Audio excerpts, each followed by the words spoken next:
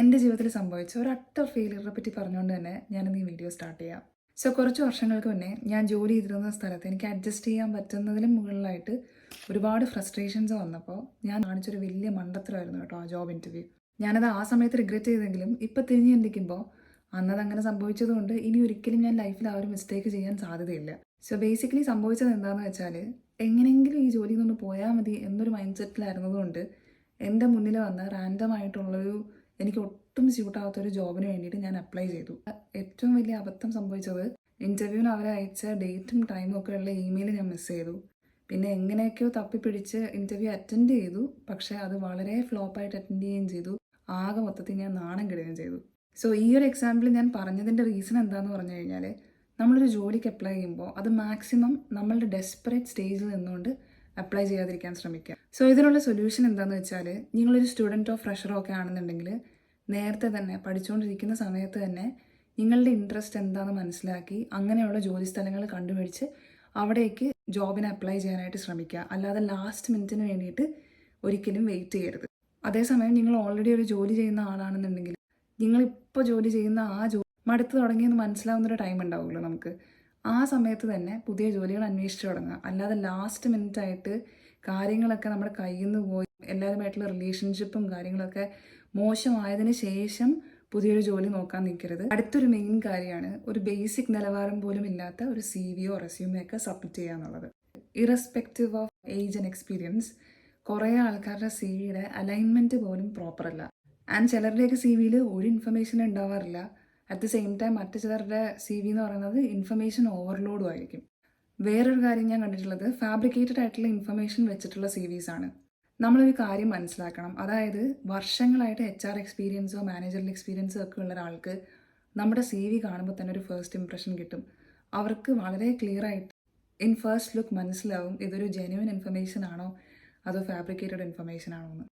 Moral of the story, നിങ്ങളൊരു high end CV ഒന്നും ഉണ്ടാക്കേണ്ട ആവശ്യമില്ല. ബേസിക് ആയിട്ട് നിങ്ങൾ പ്രൊഫഷണലി ആരാണെന്നുള്ള കാര്യം ഓപ്പോസിറ്റ് നിൽക്കുന്ന ആൾക്ക് മനസ്സിലാവത്തക്ക രീതിയിൽ ഒരു ബേസിക് CV ഉണ്ടാക്കിയാൽ മതി. And also make sure that there is no fabricated information in your CV. In case നിങ്ങൾക്ക് ഗ്യാപ്പ് ഇയേഴ്സോ അങ്ങനെ എന്തെങ്കിലും ഉണ്ടെന്നുണ്ടെങ്കിൽ നിങ്ങളുടെ ഇൻ്റർവ്യൂ സമയത്ത് അവരത് ചോദിക്കുകയാണെന്നുണ്ടെങ്കിൽ just give an explanation. And ആ എക്സ്പ്ലനേഷൻ ജെന്യുവൻ ആയിട്ട് അവർക്ക് തോന്നുന്നുണ്ടെങ്കിൽ they will give you the job. നിങ്ങളൊരു ഇൻ്റർവ്യൂ അറ്റൻഡ് ചെയ്യുന്നതിന് മുന്നേ ശ്രദ്ധിക്കേണ്ട മറ്റൊരു മെയിൻ കാര്യം എന്ന് പറഞ്ഞാൽ ആ കമ്പനിയുടെ വെബ്സൈറ്റിൽ കയറി അവരാരാണെന്നും അവരുടെ വർക്ക് എന്താണെന്നും ഒന്ന് മനസ്സിലാക്കാൻ ശ്രമിക്കുക. ഇങ്ങനെ ചെയ്യുമ്പോൾ നമുക്ക് ഇൻ്റർവ്യൂവറുടെ പെർസ്പെക്റ്റീവിൽ നിന്നും കൂടെ ചിന്തിച്ച് കുറച്ചും കൂടെ കോൺഫിഡൻ്റ് ആയിട്ട് നമ്മുടെ ആൻസേഴ്സ് കൊടുക്കാനായിട്ട് പറ്റും. ആൻഡ് ആസ് എ റിസൾട്ട് അവർക്ക് നമ്മൾ ഈ ജോബ് ഓപ്പർച്യൂണിറ്റിയിൽ ജെന്യുവൻലി ഇൻട്രസ്റ്റഡ് ആണെന്നുള്ളൊരു ഇംപ്രഷൻ കിട്ടുകയും ചെയ്യും. പിന്നെ വേറൊരു കാര്യം, നമുക്ക് ഏറ്റവും കോമൺ ആയിട്ട് ഇൻ്റർവ്യൂസിന് എക്സ്പെക്റ്റഡ് ആയിട്ടുള്ള കുറേ ചോദ്യങ്ങളുണ്ടല്ലോ, like tell me about yourself എന്നൊക്കെ പറഞ്ഞ കാര്യങ്ങൾ. ഇതിനൊക്കെ സാധാരണ എല്ലാവരും കുറേ കോമൺ ആയിട്ടുള്ള ആൻസേഴ്സ് പറയാറുണ്ട്. അത് പറയരുതെന്നല്ല ഞാൻ പറയുന്നത്. അതിനോടൊപ്പം നിങ്ങൾക്ക് ക്രിയേറ്റീവായിട്ട് കുറച്ചും കൂടെ ആഡ് ഓൺ ചെയ്ത് നിങ്ങളെ സ്പെഷ്യലാക്കുന്ന ഒരു എലമെൻറ്റ് അതിലിടാൻ പറ്റുമെങ്കിൽ അത് ചെയ്യാനായിട്ട് ട്രൈ ചെയ്യുക.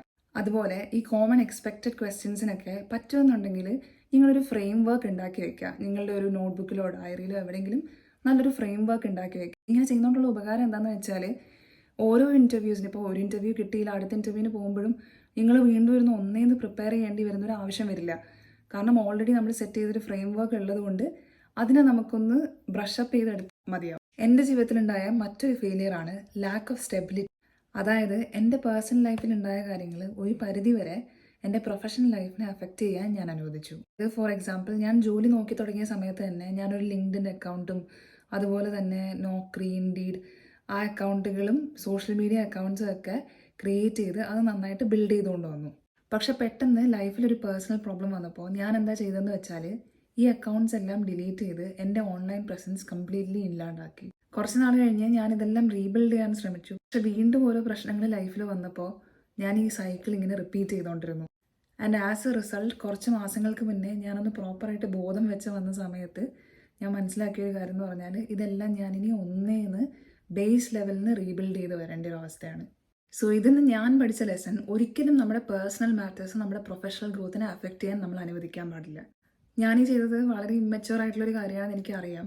പക്ഷേ ഇൻ കേസ് ആരെങ്കിലും ഈ ഒരു സെയിം സ്റ്റേജിലൂടെ പോകുന്നുണ്ടെന്നുണ്ടെങ്കിൽ അവർക്കൊരു ഹെൽപ്പ് ആയിക്കോട്ടെ എന്ന് പറഞ്ഞിട്ട് ഞാൻ ഷെയർ ചെയ്തൊരു ഇൻസിഡൻ്റ് ആണ് കേട്ടോ.